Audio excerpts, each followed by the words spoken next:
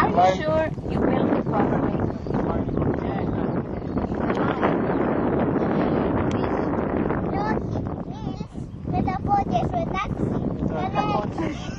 Ναι, Νίλς, φαίνεται ότι σου λέει.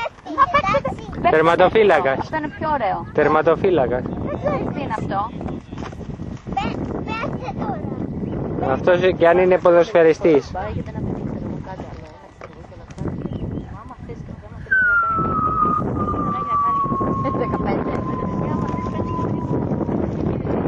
Αλλά αυτό το είναι πολύ στη μόδα πλέον και δεν μου αρέσει καθόλου. After that, okay? Put down!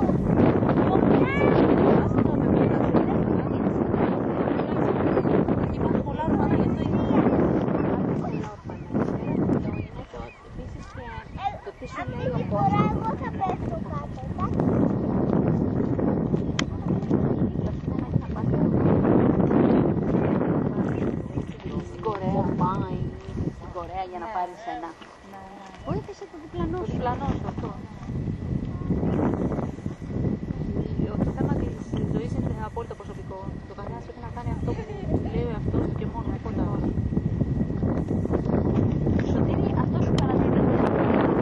Okay, thank you. Θα προσπαθήσουμε να το πετάξουμε. Αν όχι θα το βάλουμε στον τοίχο για αναμνηστικό. Όχι ρε, θα το πετάξεις στον κήπο. Πετάξουμε.